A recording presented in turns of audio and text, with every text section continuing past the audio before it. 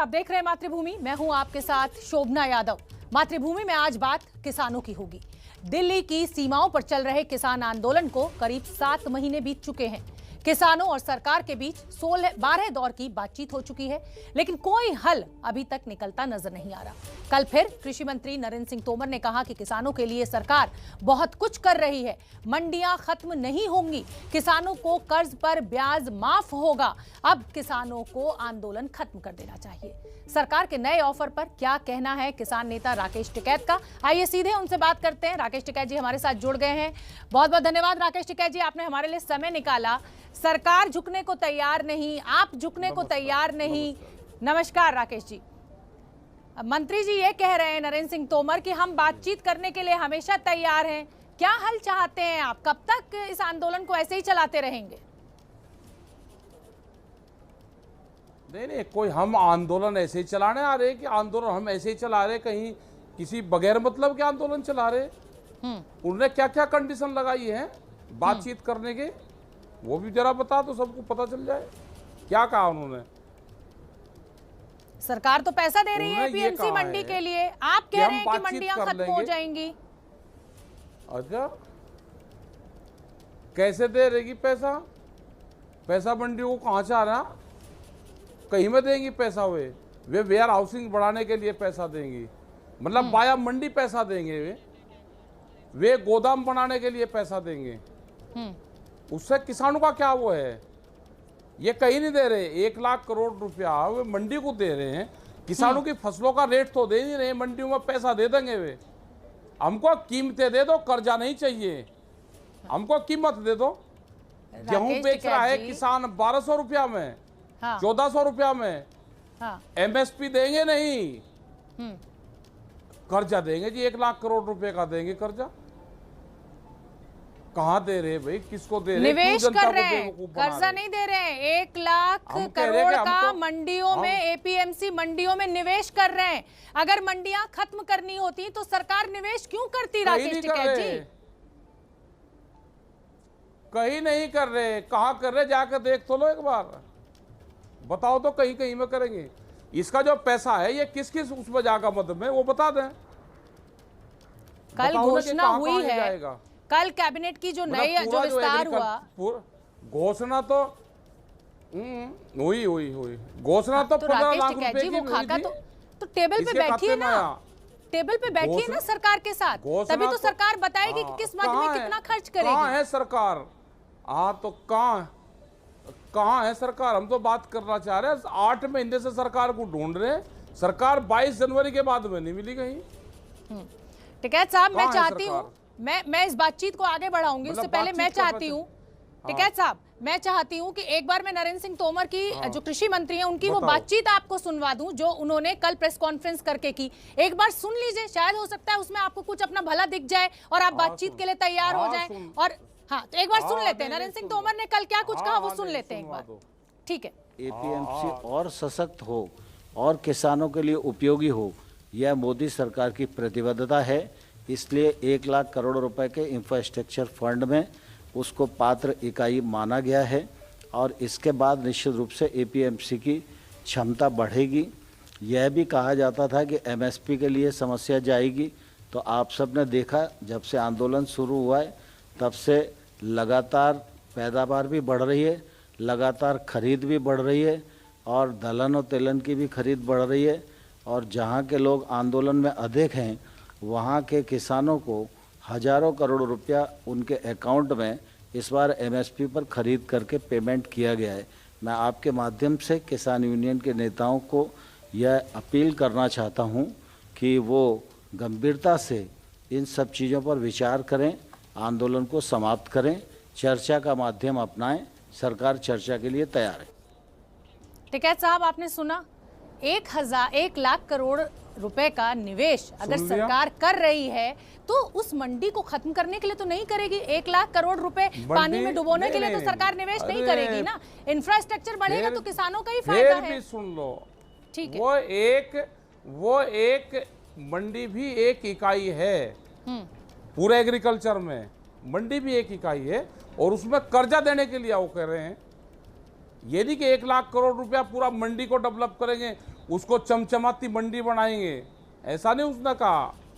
यही उसने कहा है, कि आप जो गलत उससे समझ रहे हैं। कर्जा देंगे टिकैत हम, साहब, वो उस पे कर्जे की तीन- अलग बात तीन है। टिकैत साहब, आप अच्छा, गलत समझ सारी रहे हैं। ये मंडी में निवेश किया जा रहा है 1 लाख आप करोड़ का, टूरिस्ट की उसके इंफ्रास्ट्रक्चर पर। गाइडलाइन उसकी मंगा लो पूरी, और फिर बात कर लेंगे। उसके एक प्रेस नोट हम जारी करेंगे आज, वो दिखा देना उसमें क्या क्या चीजें हैं। वो मंगा लिया हमने सारा, ठीक है। और दूसरी रही चीज, हम तो कह रहे हैं कि आप हमको भाव भी दे दो ना, जो एमएसपी की उन्होंने बात करी, आप दे दो, उस पर गारंटी बना दो कि बाजार खरीद दे या सरकार खरीद दे, उसके कम पे खरीद नहीं होगी। आप उस पर गारंटी दे दो हमको। टिकैत साहब, रही है कि किसान ये आंदोलन खत्म करें, बताओ।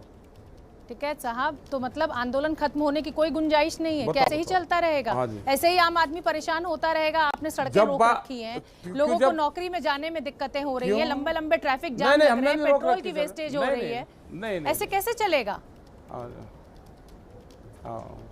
मतलब हमारे उससे हो रही, ये सरकार को कहो ना, ये जो महंगाई बढ़ रही है सरकार के उससे बढ़ रही है, हमारे उससे नहीं बढ़ रही। भाई हमें तो भाव दे दो ना आप। टिकैत हमारे साहब, से बातचीत पंजाब में कर लो। रिकॉर्ड खरीद हुई है। ये बातचीत करना चाहते सरकार हैं जो कि आंकड़ा दे बातचीत रही है, सरकार जो आंकड़ा दे रही है, अभी कृषि मंत्री ने भी जिक्र किया कि डायरेक्ट ट्रांसफर हो रहा है अकाउंट में, रिकॉर्ड खरीद हुई है। क्यों इस सच से आप मुकर रहे हैं? फसल बिहार की वालों की- रिकॉर्ड खरीद। अच्छा, ये पंजाब का आंदोलन है, पंजाब का आंदोलन है।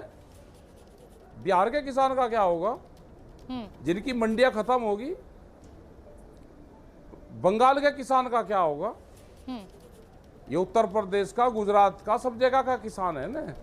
सबकी खरीदो या बाजार उस रेट से नीचे ना जाए, ठीक है। उस पर भी तो बात तो हो मतलब जाए। क्या राकेश टिकैत, कल जो कृषि मंत्री ने अपील की है किसान नेताओं से कि टेबल पर आए, सरकार हर तरह की बातचीत के लिए तैयार है, क्या राकेश टिकैत तैयार नहीं है सरकार के साथ मेज पर बैठने के लिए?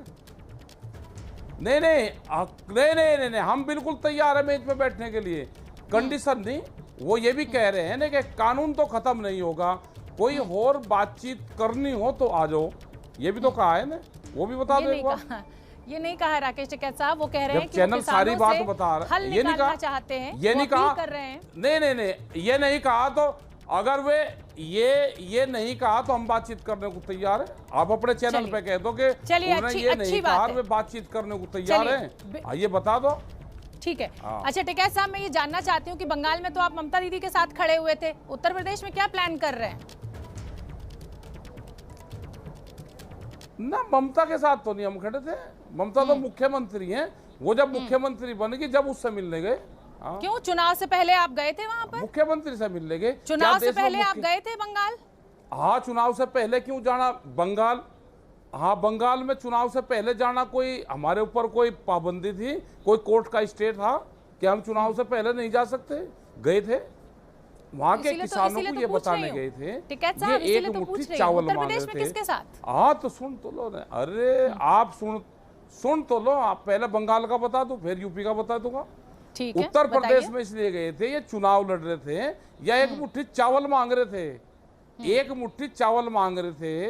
ये कोई चावल से क्या करना चाह रहे थे? ये हमने कहा कि जो चावल मांग रहे हैं दिल्ली से आके लोग, इनको कहो कि इसकी एमएसपी दे दो, इसको 1800 रुपये इसकी एमएसपी है, इस पर खरीद हो जाए। तो उन्होंने 1800 रुपये मांगना शुरू कर दिया, उन्होंने गाँव में जाना बंद कर दिया।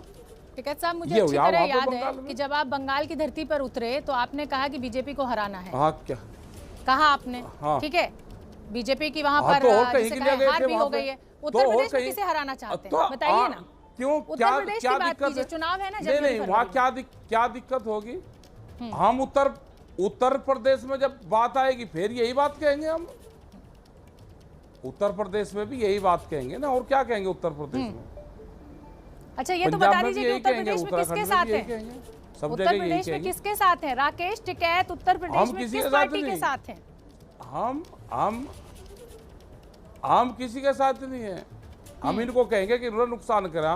बिजली का क्या रेट है? हरियाणा में भी इन्हीं की सरकार है और उत्तर प्रदेश में भी इन्हीं की सरकार है। यहाँ 175 रुपये हार्स पावर है और हरियाणा में 35 रुपये हार्स पावर है।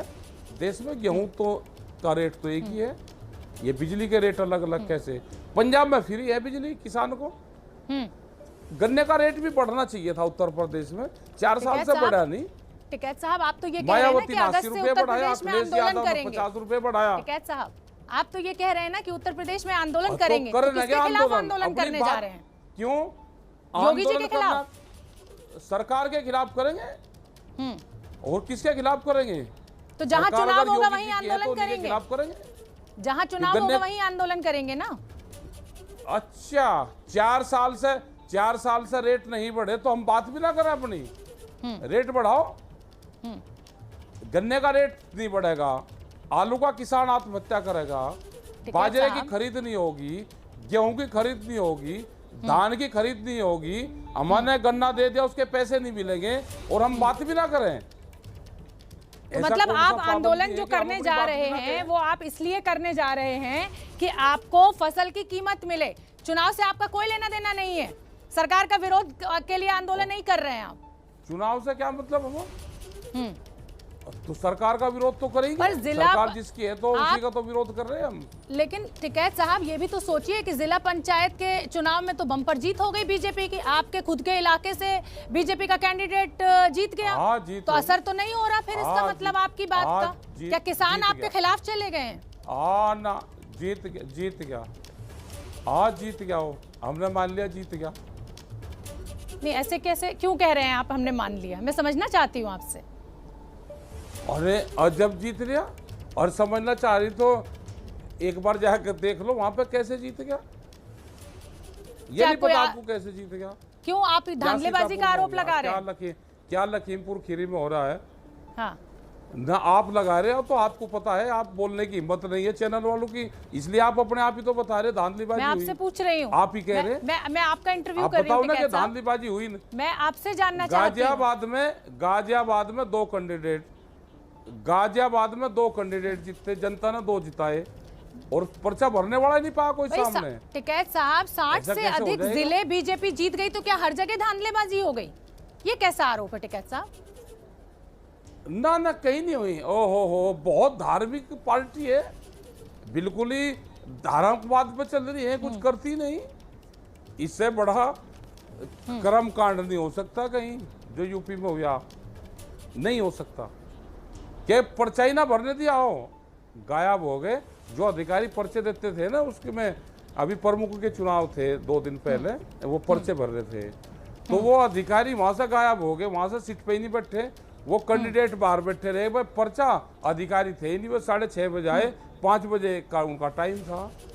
तो इतना बड़ा मैनेजमेंट, किस अधिकारी को क्या करना है, प्रेस को कौन सा क्वेश्चन करना है, वो सारा वहां से फीडबैक होकर आता है। टिकैत साहब, अच्छा टिकैत साहब, अगर इतनी बड़ी सीधा सवाल पूछ रही हूँ, सीधा जवाब दे दीजिए टिकैत साहब। हाँ, बताओ जी। बीजेपी को तो आपने कह दिया कि बहुत ही कर्मकांड वाली पार्टी है, तो नाराजगी नाराजगी जो है वो शहद में लपेट के हमें सुनाई दे रही है। अच्छा, अब ये बता दीजिए कि विधानसभा चुनाव में राकेश टिकैत मायावती के साथ हैं, अखिलेश के साथ हैं, ओवैसी के साथ हैं, किसके साथ हैं?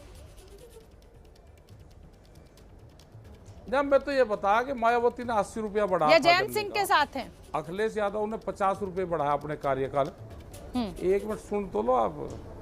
और गन्ने का रेट क्या योगी जी इतने कमजोर तो है नहीं दोनों से के उनसे कम पे बढ़ाए, इनको भी बढ़ाने चाहिए।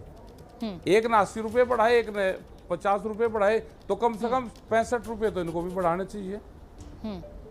65-70 रुपए तो बढ़ने चाहिए। महंगाई बहुत बढ़ रही, हम किसी के साथ नहीं है, हम अपनी तो 80 रुपए जिसने बढ़ाए मायावती उनके साथ हैं क्या? गन्ने का भुगतान भी चाहिए। नहीं, अच्छा बढ़ाए तो कह भी ना क्या? अगर मायावती ने 80 रुपए बढ़ाए तो यहाँ कहना कोई पाप है क्या, या पाबंदी है, या जुबान पे बंदूक का पहरा है? कह भी ना क्या? नहीं, या कहना कोई गुनाह है आपके चैनल पे? बिल्कुल नहीं टिकैत साहब, इसीलिए तो मैं जानना चाहती हूं ना कि विधानसभा चुनाव अखिलेश यादव ने बढ़ाए और हम तो कह रहे हैं कि भाई अखिलेश इनको 100 रुपए बढ़ाने चाहिए, तो हम तो इनका भी धन्यवाद देंगे योगी जी का कि भाई 100 रुपए बढ़ाए। जब कभी इतिहास लिखा जाएगा और अगली सरकार जब दूसरे की किसी की बनेगी तो हम उसमें कह करेंगे मायावती ने इतने बढ़ाए, अखिलेश ने इतने बढ़ाए, योगी जी ने इतने बढ़ाए। और अगली जब सरकार आएगी तो वह कितने बढ़ाएगी? ठीक है साहब, मेरे पास बढ़ाने चाहिए। समय की थोड़ी सी पाबंदी है। छोटा सा जवाब, आप सीधा सवाल पूछ रही हूँ, सीधा जवाब। टेबल पर आप पाबंदी सरकार है। के साथ बैठने के लिए तैयार नहीं सीधा, है। बताओ। विधानसभा चुनाव में आप किसके साथ हैं? क्या योगी बैठने को सरकार को तैयार है हराने ना। के लिए हम आप तैयार किसी हैं, दल के तैयार साथ है हैं? बिल्कुल। हाँ, ना हम किसी के साथ नहीं, हम किसी के साथ नहीं। और सरकार से ही बातचीत होगी, टेबल पर बैठने को हम तैयार हैं। हमारी बात करवा दो सरकार से। हाँ, अच्छा, छोटा सा जवाब, किस दल के साथ हैं? अखिलेश यादव या मायावती? हम किसी के साथ नहीं। ठीक है, बहुत बहुत हमारे धन्यवाद। क्यों जवाब, हम किसी के साथ नहीं। ठीक है, बहुत बहुत धन्यवाद राकेश टिकैत जी। लेकिन हमारी भी आपसे यही अपील है, सरकार के साथ बैठिए, इस आंदोलन के कुछ हल निकालिए, रास्ता निकालिए और खत्म कीजिए। नमस्कार। अयोध्या में सरयू नदी में 12 लोगों की डूबने की खबर है। एक ही परिवार के 12 लोग गुप्तार घाट पर स्नान कर रहे थे और उसी दौरान ये हादसा हुआ। 6 लोगों को हालांकि बचा लिया गया है, 6 लोग अभी भी लापता हैं। मुख्यमंत्री योगी तक पूरे मामले की जानकारी पहुंची है और उन्हें रेस्क्यू ऑपरेशन तेजी से करने के आदेश भी दिए हैं। पीएसी के गोताखोर लगाए गए हैं। 6 लोग जो अभी भी लापता हैं उनको ढूंढा जा रहा है। गुप्तार घाट पर यह पूरा हादसा हुआ। 12 लोग एक ही परिवार के थे। हालांकि जो 6 में से 3 लोग हैं उनको अस्पताल में भर्ती कराया गया है। उनका उपचार इस समय अस्पताल में चल रहा है। परिसीमन को लेकर जम्मू कश्मीर से ये बड़ी खबर आ रही है। परिसीमन के बाद जम्मू कश्मीर में 7 सीटें बढ़ जाएंगी। बड़ी खबर ये भी है कि मार्च तक परिसीमन की प्रक्रिया को पूरा कर लिया जाएगा। तो परिसीमन आयोग ने, जो परिसीमन कमीशन बनाया गया है, जो आयोग बनाया गया है, उसने ये बड़ी जानकारी दी है कि 7 सीटें विधानसभा में बढ़ जाएंगी जम्मू कश्मीर में।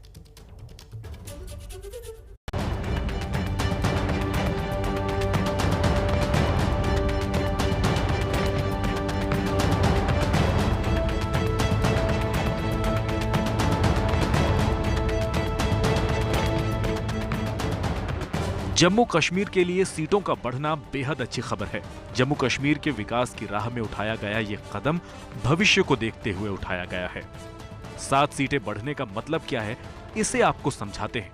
अभी तक जम्मू कश्मीर में विधानसभा की 83 सीटें हुआ करती थीं, लेकिन अब 90 हो जाएंगी।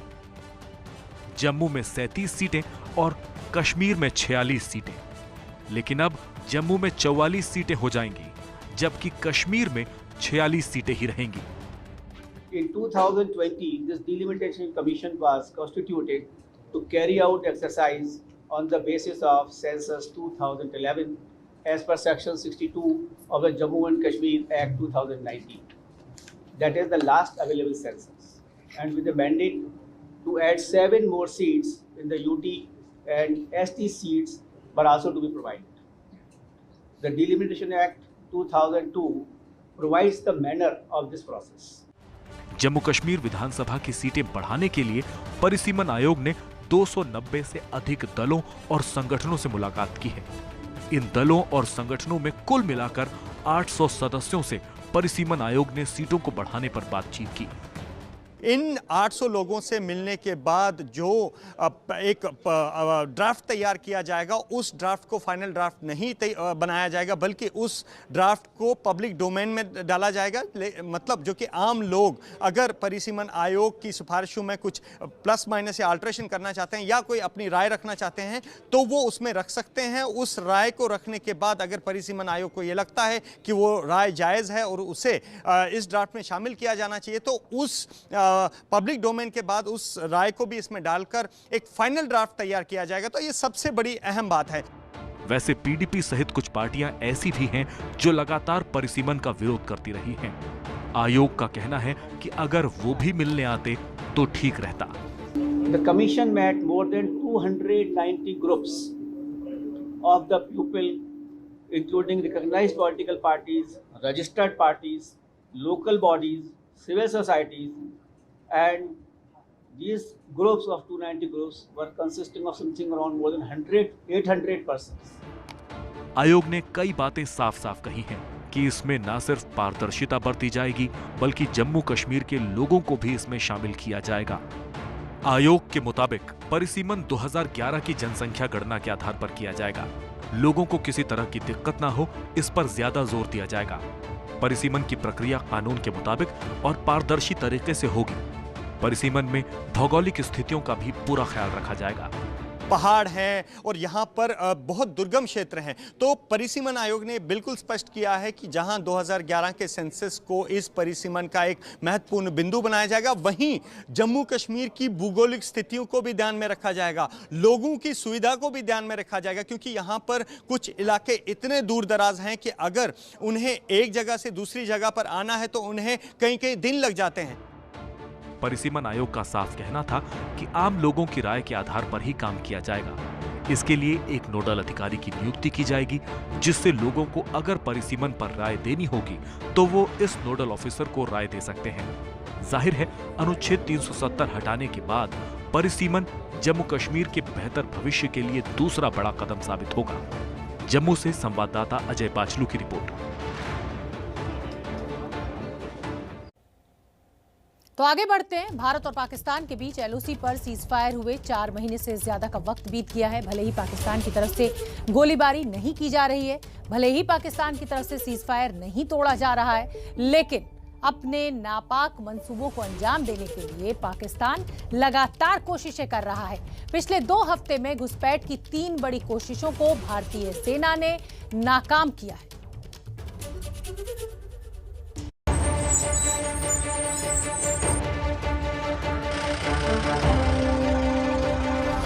2 हफ्ते के भीतर पाकिस्तान के दोहरे चरित्र की 3 बार पोल खुली।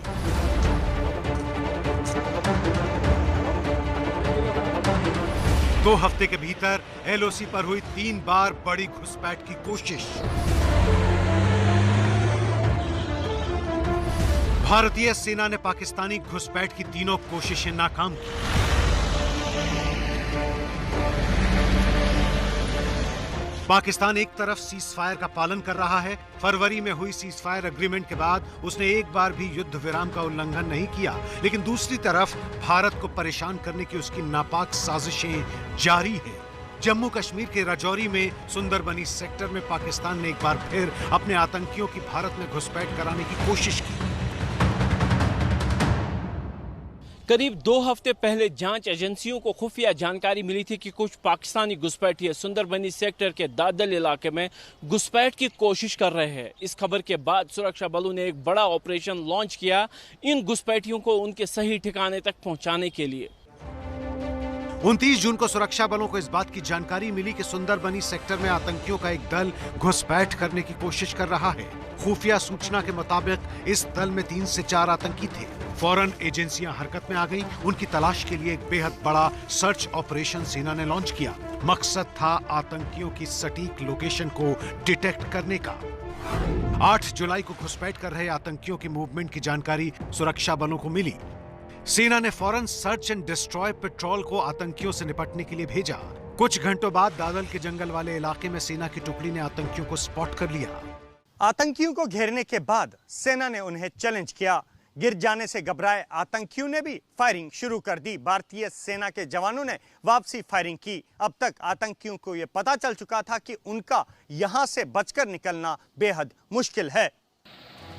बहुत देर तक दोनों तरफ से फायरिंग होती रही। आतंकियों ने बीच बीच में हैंड ग्रेनेड भी फेंके। आखिरकार जीत भारतीय सेना की हुई। एलओसी पर घुसपैठ करने वाले 2 आतंकियों को सेना के जवानों ने ढेर कर दिया। मारे गए दोनों ही आतंकी पाकिस्तान के रहने वाले थे। आतंकियों के पास से 2 AK-47 राइफल और भारी मात्रा में गोलियां बरामद हुई।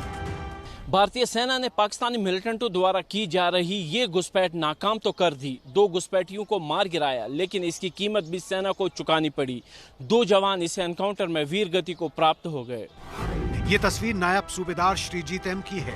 सुंदरबनी सेक्टर में पाकिस्तानी आतंकियों की घुसपैठ रोकने वाली टीम में श्रीजीत भी शामिल थे, लेकिन आतंकियों से हुई जबरदस्त लड़ाई में इन्होंने अपनी जान देश के ऊपर कुर्बान कर दी। ये तस्वीरें सिपाही मारूप्रोलू जसवंत रेड्डी की हैं। आतंकियों के साथ हुई मुठभेड़ में जसवंत भी घायल हो गए थे। जख्म इतने ज्यादा गंभीर थे कि उन्हें बचाया नहीं जा सका। पाकिस्तान की नापाक साजिश को नाकाम करने में देश ने अपने 2 वीर पुत्रों को खो दिया। दोनों ही जवान आंध्र प्रदेश के रहने वाले हैं। श्रीजीत और जसवंत की शहादत पर पूरे देश को गर्व है।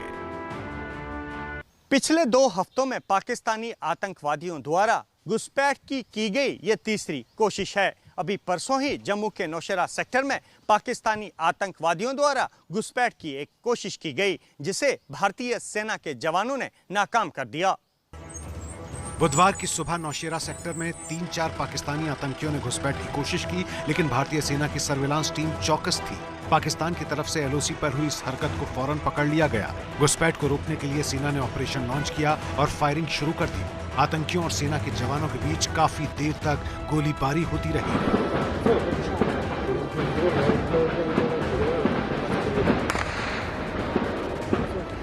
आखिरकार सेना के जवानों ने एक पाकिस्तानी आतंकी को मार गिराया। पाकिस्तान से एक टेररिस्ट का दस्ता नौशेरा सेक्टर के अंदर इन्फिल्ट्रेट करने की कोशिश कर रहा था।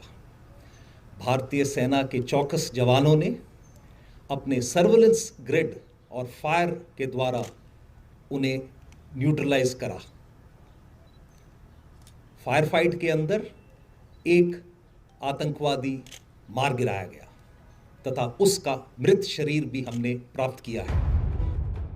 सेना ने इस आतंकी के पास से हथियार भी जब्त किए हैं। इनमें एक AK-47 rifle, 4 magazine, 2 hand grenade और दूसरे सामान बरामद हुए हैं। पाकिस्तान एक तरफ तो दुनिया को दिखाता है कि वो सीज फायर का पालन कर रहा है, लेकिन दूसरी तरफ लगातार लॉन्च पैड से मिलिटेंट्स की भारत में घुसपैठ कराने की कोशिश में लगा हुआ है। अभी 25 जून को भी सेना ने ऐसी ही एक बड़ी घुसपैठ को नाकाम किया था। कुपवाड़ा के तंगधार सेक्टर में जिस घुसपैठ को सेना और BSF ने नाकाम किया, उसी में ये हथियार और गोला बारूद जब्त किए गए। घुसपैठ को रोकने के लिए कुपवाड़ा पुलिस, राष्ट्रीय राइफल्स और BSF ने जॉइंट ऑपरेशन लॉन्च किया। अपनी जान बचाने के लिए आतंकी सामान छोड़कर वापस POK में भाग गए। इस मुठभेड़ में आतंकियों के पास से एक AK-47 राइफल और एक पिस्टल को जब्त किया गया। इसके अलावा 2 हैंड ग्रेनेड भी इसमें मौजूद थे। साथ ही गोलियां भी बड़ी मात्रा में छोड़कर वो भाग गए। इसके अलावा हेरोइन के 6 पैकेट्स भी बरामद हुए, जिनकी बाजार में कीमत करीब 30 करोड़ थी। FATF के डर से पाकिस्तान ने सीजफायर समझौता मान तो लिया है, लेकिन भारत के खिलाफ अपनी हरकतों से वो बाज नहीं आ रहा। LOC पर आतंकियों की लगातार हो रही घुसपैठ इसी का सबूत है, लेकिन पाकिस्तान को ये समझना होगा कि उसकी हर कोशिश को भारतीय सेना और दूसरी सुरक्षा एजेंसियां हर कीमत पर नाकाम कर देंगी।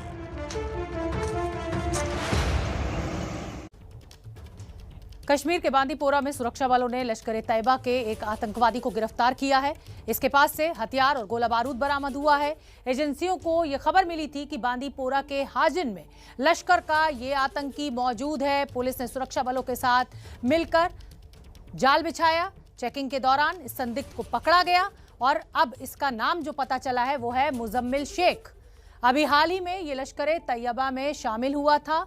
गिरफ्तारी हो चुकी है, पूछताछ लगातार जारी है। बांदीपोरा से ये गिरफ्तारी हुई है।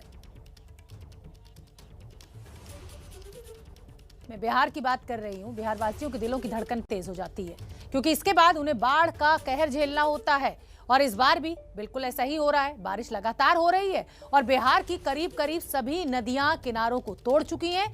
नतीजा यह है कि सैकड़ों गांव बाढ़ के पानी में डूब चुके हैं।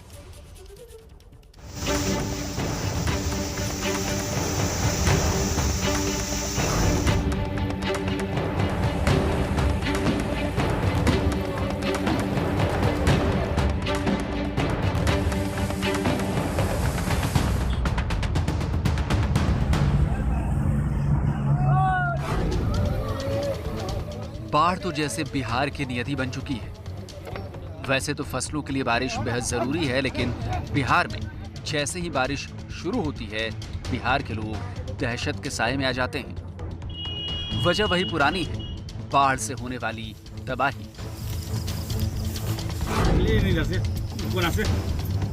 चारपाई पर कंबल ओढ़े जो आदमी आपको नजर आ रहा है, उनका नाम बलदेव महतो है।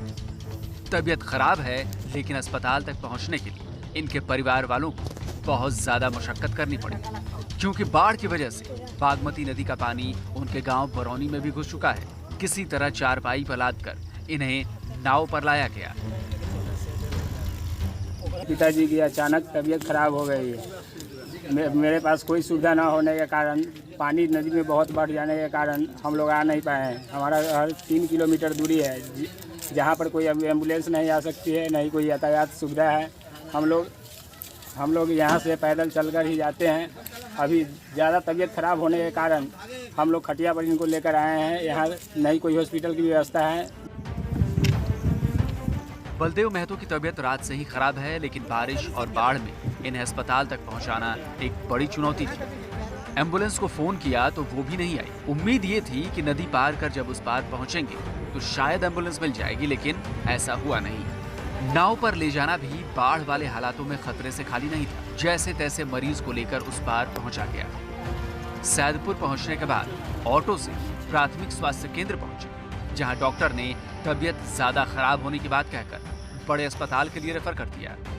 मेरे बाबा को तबीयत खराब होने के कारण हम लोग बहुत परेशानी में आ गए हैं और कोई दवाई की व्यवस्था भी नहीं है हमारे गांव में। मेरा गांव बगौनी है और बांध रक्सिया से 3 किलोमीटर अंदर बांध के अंदर में पड़ता है। हम लोग खट्टी के सहारे से लाए हैं अपने बाबा को और अभी बांध तक आए हैं, लेकिन एम्बुलेंस को भी कॉल किए, लेकिन उसका भी कोई फोन लग नहीं रहा है। यहाँ हर साल यही होता है। कई लोगों की जान बाढ़ में फंस जाने की वजह से चली जाती है, क्योंकि अस्पताल तक पहुँचने का साधन नहीं मिल पाता। पुल बनाने की मांग कई सालों से की जा रही है, लेकिन सुनने वाला कोई नहीं है। यहाँ पर सालों से नाव से ही आर पार होता है और बहुत ज़्यादा कठिनाई होती है। और जब बरसात का दिन ख़त्म होता है तो उस समय लोग अपने सहयोग से रास्ता बना लेते हैं, आते जाते। ये काफ़ी बीमार हैं और इनको नाव से पार करके यहाँ लाया गया है, खटिया पर लेकर के आया गया है। 3 किलोमीटर दूर से बगौनी गांव है, वहाँ से कम वहाँ की आबादी 30 से 35 हज़ार आबादी है और वहाँ के लोग टोटल 3 किलोमीटर पैदल आने के बाद इसी नदी से उनको उतरना पड़ता है। और आज तक यहाँ पर पुल का निर्माण कितना मरतबा यहाँ से भेजा गया, कहीं से कोई उसका सुनवाई नहीं है। नेपाल में मूसलाधार बारिश के कारण सुपौल में भी कई नदियों का जलस्तर बढ़ चुका है। बिहार की शोक कही जाने वाली कोसी नदी ने एक बार फिर रौद्र रूप धारण कर लिया है। निर्मली और मोरौना ब्लॉक के दर्जनों गांव बाढ़ की चपेट में आ चुके हैं।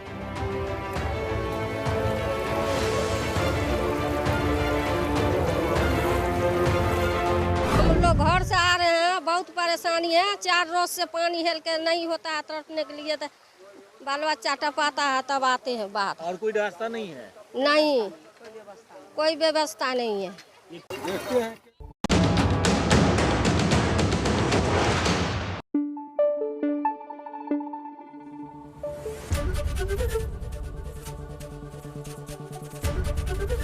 ABP न्यूज आपको रखे आगे।